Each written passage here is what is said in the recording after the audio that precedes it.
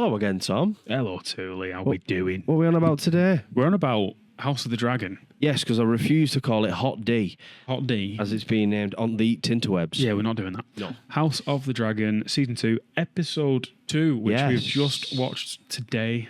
Lovely stuff. Excellent And episode. I just open with, they're nailing these episode opens, man. My first point was like, I hadn't even watched it. Pause, write that down. The fact that they're all screaming and like, because nobody knows what's gone on. How have they got in there? Chaos. Absolute chaos. All the court members roused out of bed, rammed downstairs. One guy falls over, Kicks kicks up up straight a away, cloud doesn't of ash. Is that depicting the ash that's going to fall from Dragonfire? Maybe. Who knows? Who knows? Might just be that Ash looks good on camera. Yeah. Well, there is that. But I do love a cold open. Yes, me too. But it doesn't need any establishing. It's just, this is what's going on. This is And the it same as what was- was happening last night. Get face, meet action. Yeah, Like immediately. it I just really, drags really you enjoyed it. straight in. But again, I wrote some notes. Yep, hit me. So I loved that scene, and I also loved the fact that the music purring. It was reverent, but it was ominous and creepy, and it had a dark edge to it, and it put me on edge a little bit. Do you know what? The faults that Game of Thrones had, there were many. One of them wasn't music. No, They've impeccable. always had great composers. Yeah. House of the Dragon's exactly the same. They It's fit the fantastic. mood wonderfully. I wonder if it's the same musical team. It wouldn't surprise me, to be fair. Maybe. Wouldn't I don't surprise know. me. We Because will. the tone's right. It always feels like Game of Thrones music. It's Yeah. always different, but it feels like Game of Thrones music. For this video, I will Google it and I will put the answer here. Do you know what I also liked? I loved Game of Thrones, and I still love Game of Thrones, and I rewatch it quite regularly, and I think it's some of the best TV ever made. I think one of the many criticisms I've got about it, but with so much of it being so good, you're gonna find holes in it. At times, I found Joffrey a little bit one-dimensional. Yeah, he was I'm just a a bad tosser. guy. Joffrey was just a tosser. Following on from episode 1 with the fact that, as we've said, Aegon tries to be decent to the small folk. The fact that he goes into his dad's model and smashes it to bits, Yeah. just proper emotion. And I felt as a parent, I was just like, wow, he will tear down the world to get to the people that did this to his son. This is horrific. I also don't know whether you got this, but I always felt like there was a bit of a chip on Aegon's shoulder, and he says this as much because by the time he was born, his dad was knackered. Leprosy was. I'm guessing it was leprosy. It's leprosy. Was catching up with him, so he was wheelchair bound and stuff. By the time Aegon could spar in the training ground, so we always had that chip on his shoulder with Rhaenyra because Rhaenyra, She got time with her dad. yeah, he could be the father that Aegon wanted, and it was almost quite symbolic that instead of being with his son, he was building this model because that's all he could do was read and give the plans to the stonemasons to build it, and he was destroying his dad's pride and joy, that final tie to his dad, who was the voice of reason, the pragmatic approach. It's gone now. We're destroying that approach. It's all out Targaryen blood and thunder. Yeah, there was a lot of anger towards his dad in that scene. Rightfully or wrongfully, I don't know. He had a crippling illness. Yeah, but I think the fact that he was destroying something of what last, probably other than Otto, because he's a scheming shite who we'll come on to, the last person that had a tempered approach to things was quite symbolic for me. Yeah, I forgot his dad's name. Viserys. Viserys. How Pazzy Considine did not get an Emmy is Paddy beyond Considine. me. Great actor, always has been. Brilliant. Hot Fuzz. Dead Man's Shoes, I think it's called. Also, if you haven't watched it, I'll say nothing. It's a really low budget, gritty film, and he's really young in it. But it's got a mad twist. It's really gritty. It's really emotional. It's incredible. Okay. It's really, really good. One of the best films I've ever seen. Give it a go. So I think the next thing I actually wrote down, I want to read verbatim. Otto, you devious trying to find some good in the death of a minor, and he actually says it to Alison. Some good can come of this. Like, He does. you emotional, evil ass. He's horrible. He's very comfortable at being the hand of the king and being the marionette string puller. Yes. Yeah, he's highly manipulative. Yeah. Highly manipulative. I mean, he basically forced his daughter to go for Viserys. Yeah, he did. He pimped her out Yeah. to get the high, because what you don't know is because in this it frames the High Towers as being this lofty house, and the only other thing you've ever heard about where they from? Hightower. No, the town, Old Town. Is it was the capital before King's Landing, and that's where the Maesters are brought. Oh, yeah. That's where the Citadel is. That's where the Hightowers are from. Yeah. That's their land. Okay. But they're not what they call. They're not like a warden of any area. They're a vassal house of. Why's all the names fell out of my head now? They're a vassal house of the Tyrells. Elena Tyrell, the old lady. They're their vassal. So they're only in the position they are because Otto's highly, highly competent. Yeah. He's very good at what he does. Solidify that, because if he gets sacked, he goes back to being the second son of a major, but still vassal house. They're not like. So the major houses, you've got like the Arryns, the Starks, the Lannisters, the Baratheons. So the Baratheons are the Wardens of the Stormlands. The Starks, Wardens of the North. All the kind of regional lords. So not one of them at all. So he's really do anything to solidify his family's power. I did, however, in saying that, I liked Otto telling Aegon, "You're already seen as weak." Yeah. You are already seen as weak. Like, shut up. Bit of a slap, that, wasn't it, really? Yeah. He wasn't talking to him as the hand of the king, though. He was talking to him as his grandfather, I think. Yeah. Like, so blame Rhaenyra. This is a matter. He is a master schemer. Like you say, he's a master string puller. He's saying, like, you might not want to be seen as weak. I'll give a shit. You already are. So at least use this to an opportunity to weaken her. Because at the minute, in the populace vote, if it was a political poll, you're losing. Yeah. A rushed coronation, not a good look. A ruined coronation. The Red Maelys bursting through the floor, killing thousands of people.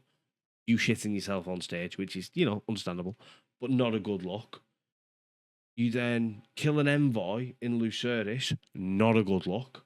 Yeah. Envoys are like protected. You don't kill a messenger. Don't mess with a messenger. Don't mess with a messenger. We learned that from 300. Unless you kick one in a well. This is Sparta! Unless you kick him in a well and you are Gerard Butler with 17 abdominal muscles.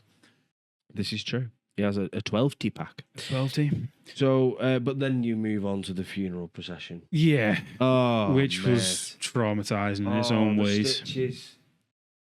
Seeing the stitches. Seeing his head wobble. The stitches were awful. And when they're ramming the thing to try and get it moving again, because it gets stuck in that street, and you see the poor kid's head, like... All I was hoping for... Because it's not attached properly anymore.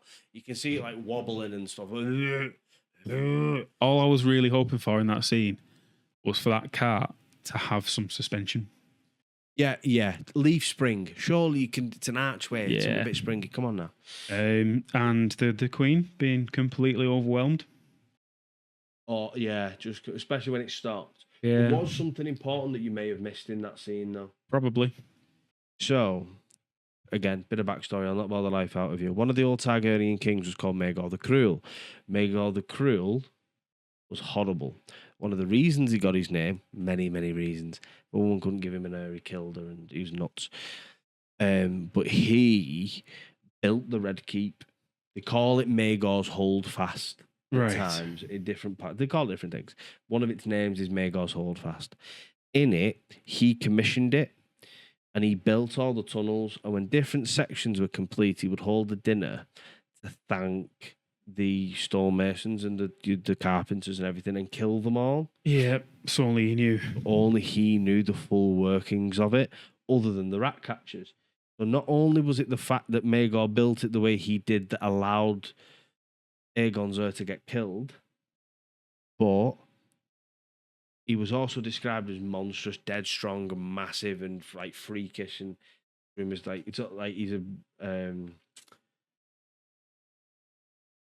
all these kind of stuff, genetics. So the crier for the funeral that's literally announcing that it's Rhaenyra's doing, calls her Rhaenyra the Cruel.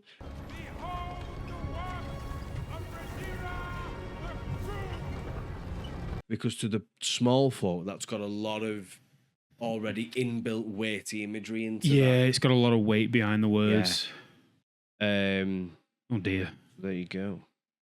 And I do kind of feel sorry for her because going after Aemond is almost fair game, to be honest. Yeah, he's done. He made the first move. She at no point said, and if you can't find him, kill an innocent 6-year-old. No, she never would. She's clearly extremely distressed by it. Yeah, and knows that there's nothing she can do or say now that's going to make any difference. She sends a letter to Aegon saying, honestly, it wasn't me. He's going to go, yeah, of course it bloody wasn't. Yeah. My beloved half-sister. Yeah. But that argument... Daemon set her up to fail entirely. Yeah. Yeah, he did. He absolutely did. He's just lighting that match and walking away, and I'll just deal with what's left and enjoy it.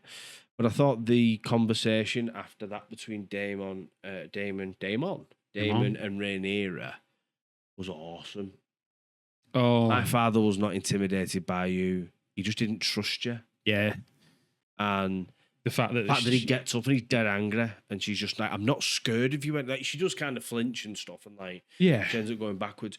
But what she used to do when she was younger is when he had those like displays of aggression, she would physically retract. Yeah. She would also like emotionally go quiet. She doesn't do that anymore. Yeah. Like, you can beat me if you want, but I'm just not going to let you get away with it anymore, Damon. I'm sick of you. Doesn't she say that I'm not a child anymore, basically? Yeah, and I'm willing myself to trust you as my husband and my uncle, but husband, uncle, uncle. It's the kids that you need to be worried about. It's his nephew sons. Yeah, Uncle Dad has got a bizarre ring to it. Yeah, the family tree for the Targaryens is a bramble bush. Yeah. In the words of Doctor Who, it's all wibbly wobbly and timey wimey. Yeah, it's very gross. But yeah, I thought that was really good, and I thought Emma Darcy and Matt Smith were just on fire. Oh God, yeah, on fire. It's only a short scene, dead impactful. Really enjoyed it. Few characters that will mean not much to you yet. The blonde blacksmith that actually was in the. He's the one that asked for the money up front. Hugh Hammer. Should I tell you? I won't spoil. No don't spoilers. Tell we'll anything. do spoiler free. But like, you've all seen his hair colour. That's not a spoiler if you've watched the episode. You've seen his hair. Will you stop talking? Have you said you've watched it? I don't think hydrogen peroxide existed in Game of Thrones. Maybe it did. I don't know. I mean, Wildfire's not real either. So let's move on. But also Alan and Adam of Hull, the two shipwrights. Yeah, I did pay attention to them. I mentioned the thing that you told me to Georgia, and she said, "Yep, I can see it." It's that. The fact that he is rumoured to be the bastard son of Lord Corlys Velaryon. But again, this is where the Targaryen genetics is difficult, because a lot of them have that white hair, but not all of them. In the books, they also have purple eyes. Yeah, I mean, but not all of them. Because Corlys has white hair, the Valyrian white hair. Yeah, but then it can get diluted, and genetics do. And like George R. Martin has said himself, that genetics do exist in this. It's not like hard and fast magical rules. The Targaryens have such dominant genetics because basically it's rumoured that the reason they can communicate with dragons isn't just because we happen to be born on that patch of land and you were born on this patch of land. Hunt like our ancestors. I mean, it's because of blood magic experiments and essentially the magical equivalent of genetic engineering Yeah. and splicing dragon DNA with Targaryen DNA with magic, which is why in the books, if they don't, there are several instances of babies being born, often stillborn, which is really sad, or not living very long, like a matter of minutes, with wings, with scales, with tails, including Daenerys's. Oh. So there is a genetic bond between them and the dragons. Okay, which strengthens the Dominant genetics. unity. Yeah, exactly. Well, with the what's his name, Alan from Hull. Alan and Adam of Hull, I think. Alan Adam, I'm See, sure it is. Hull's about an hour and a half that way. Yeah, it's for spelled the us. same, but apparently it means ship's hull. Well, it can do. Hull's in Yorkshire. Yeah. On the East Coast. After the interaction they have in the first episode, and the fact that he dragged him out the water, didn't he? Yeah, and they're talking about it. And the fact that he has a completely shaved head it's just a little tidbit to keep you guessing, I think. I know a little bit more, obviously, because of the books, but you want to keep these as spoiler-free as possible. Yes, guys. no So spoilers. when I'm giving this backstory, I'm only going to use knowledge that's sort of... From the episode. I'm back. Yeah. But nothing back that far that it would impact the future. No. It's a hard balance for me to find. No spoilers. So we need like a word. Muskrat. A safe word. Safe word. Let no. Oklahoma! Oklahoma! Either way, I'm excited to see what the relationship is there. Did you notice the white worm has a scar on her neck? Yeah, I did. Do you reckon she says she was a whore? I think she was a slave. You know, the collars. That Wouldn't you see surprise me. Daenerys. I don't know why I did that. You know what a collar is? Either that or someone tried to slit her throat. Yeah, she plays a dangerous game, doesn't she? Yeah. I thought killing all the rat catchers was a bit much. It and was, the saddest bit, the dog. It was dark. Looking up at his dad. Yeah. Even though his dad was a kicked him. Do you know, when that scene was playing then, it was just that guy and the lady walking down the street and he stole something. And I was like, he's going to get caught by the gold cloaks or something. Yeah. Something bad's going to happen to this one in particular. But just the round the corner reveal of all these people just dangling. Awful. Imagery so strong this season. And then we get the interaction with Otto and the King, don't we? Yes, that's the next bit. And that, again, is another little book Easter egg. In the book, he says the line that they repeat in here, I want to spill blood, not ink. In the books, he goes into, again, this isn't a spoiler because it's just in replacement of that scene. He goes into Otto's chambers fuming because he's done jack shit. Otto's writing more letters to people, and he basically backhands his inkwell all over his lap and says, I want to spill blood, not ink. So I'm glad that they're incorporating that. Yeah. I'm not sure whether this is in the book, but I really enjoyed the line, my new hand is a steel fist. Yeah. When they have that interaction, Otto's basically calling him an arsehole and doing all You're of the wrong... You're a petulant child and I'm sick of you. You need to shut up and listen to me. You're doing all the wrong things. Yeah. But then I kind of... I'll give it to Aegon. The names are really hard for me. I struggle with names. Yeah, it's all right. It's hard for anybody. When he stands up for himself, but and my father's hand. You would regret that. Oh no, you wouldn't dare. I have dared. Sometimes I think Otto is a little bit entitled with I will do as I please. Yeah, he's very remember entitled. Your place a bit, fella. But I do like how he's the only person so far to shut up Kristen Cole. Watch how you speak to the king. I'm not speaking to the king. I'm speaking to my grandson. Yeah, I'm glad about that. But Aegon, yes, woohoo, has overstepped the mark massively by just killing all the rat catchers. But he doesn't back down when Otto challenges him. No, and everybody else does with Otto. Yeah, Otto's like him. Insulting him and throwing all the things at him in the world. But when the king basically goes, no, I need action, and that's what Kristen Cole's done. Yeah. And then we get on to the thing that genuinely upset me the most in the episode. Sir Eric and Sir Arik. Just before that very scene. Rewind. I've got a little bit which I really like for just general world building and richness. Go on. Not a big point. Evan Platin Rainier is her. walking forward and looking at some follows her the first time, doing it again, and she follows it again. And I think it's either the second or the third time it shows you the service. She goes, so yeah, she literally does this forward, and then she's plaiting the hair. Then Rhaenyra moves forward, and she goes forward again and carries on plaiting the hair. And then she like relaxes, so she's back here now and she's relaxing. And then she moves forward again, and she has to like, oh shit. And then it pans to her, and she's just like that.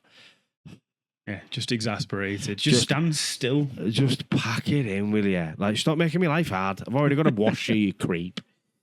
I really like that. They do love the Cargill. a maiden or a servant or whatever, don't they? Mad to think that like historical women wouldn't wash themselves. And men, I'm sure, wouldn't wash themselves. Yeah, it's just odd.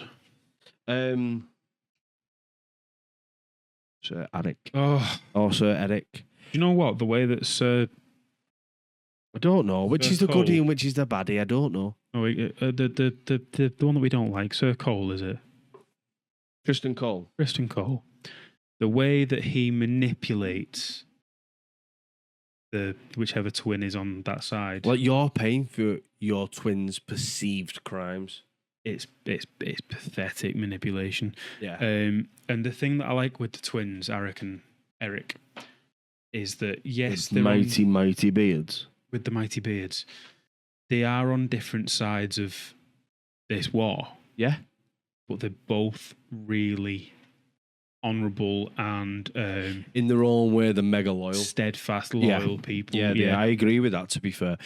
In completely opposite camps, but to neither of them does that matter. No, they're doing what they Um, think is right, and they do what they think is right to the absolute extent that they can do. Yeah. It was only quite a short fight scene, I thought. It was realistic. Do you But know what? It was really, really well choreographed, and it looked brutal and hard, and like, In the we entire are both class at what we do, but we're not all fancy and frills. We're just ruthless warriors. in the entire time of Game of Thrones, that's the first one-on-one duel that has been remotely accurate. You reckon? Yeah, it takes that one slip of the sword to nick someone's leg, advantage straight away. Yeah. Slip of the sword, bang, wrist, And he advantage. pounce again. on it, and when he's got older, you grab that hole and you squeeze. And the fact that they were on the floor, knackered. They're carrying around 60, 70, 80 pounds worth of armour all day anyway. They're going to be super fit men. That sword on But its own. but then, and let's be honest, they're not going to have like nutrition plans. No. So they'll probably bread. yeah. Bread and water, maybe a bit of meat. Those swords are heavy. You swing that sword at full might with someone and they block it, you feel it. Yeah, You get tired yeah. quick. And I liked the first part of the fight when one of them got a nick on the leg and you're like, right, I know who's who. But then the blood started trading. Yeah.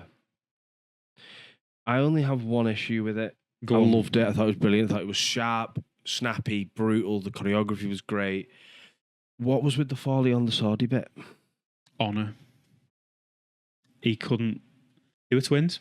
Yeah, but he's not done anything. They were twins. Isn't that just literally what it was? Like, I can't live with what my twins tried to do. No, I can't live with what I've done to my twin. Ah, okay. I never saw it from that angle. I Looking think- at it from the royal family perspective. No, I think what my twins tried to do It's is too hurtful that I've killed my completely own irrelevant. twin and I can't live. he was saying, I still love you, brother. Yeah, they both did, didn't they? No, the one that was on the good side, as far as I'm concerned. You're a black. Yeah, absolutely. Yeah, I don't like the greens, The even though I'm wearing olive. fact that he couldn't live with what he just had to do. He was still willing to do it, though. I bet you that never crossed his mind. But he would never cross his mind that his brother, that he knew from the womb and imagine through the ranks of the Kingsguard, would never be exploited and act in that kind of way. Yeah. And then he just couldn't live with it. That's as simple as it needs to be, as far as I'm concerned. It's a very Yeah, I think you're right. It's quite poignant, really, when you look at it like that. well, it's very Japanese, as far as I can tell. Yeah, inspired. What's it called? So, Seppuku yeah. or harikari, as people bastardize it to. Sad. Really, really sad. But a fantastic ending What I would Excellent. say is another fantastic episode in the bank for House of the Dragon. Absolutely bleak, shocking, powerful. What are they going to do next is the question. How do they top this? It's another massive ending to an episode. Don't know if and Damon leaves as well. He does. He goes. He Rhaenyra finally goes to Harrenhal. They've been talking about him going to Harrenhal for ages. And Rhaenyra basically saying he's walking his own path to his daughter. Sure why? I'm just going to put this in now as a little reminder for our lovely editor, also known as my co-host Tom. I think it would be worth here if we show everybody where Harrenhal is. Okay. Because where Harrenhal, you'll find a map easy enough. Harrenhal and another less well-known, it's in Game of Thrones, Moat Cailin, are two really, really strategic positions for the Riverlands and also the gateway to the north. Cool. I'll throw it in. What do you reckon's going to happen next is the question. I've stayed away from the Episode. trailer. Not you, the audience. Oh, sorry. I don't care what you think until next Monday. Fair enough. Yeah, let us know in the comments below. Where's it going next? Every episode so far has been an escalation of the establishment and the story laying that has been going on so far. Look, I'll be really excited to see if we've missed anything as well. So if there's any other highlights that you have, or if you argue, if you think any of our positives were actually negatives, please let us know. I'd love to debate you. It'd be great. Yeah, throw it in the comments and we will catch you next week with the next episode of House of the Dragon. Cheers, guys. See you later.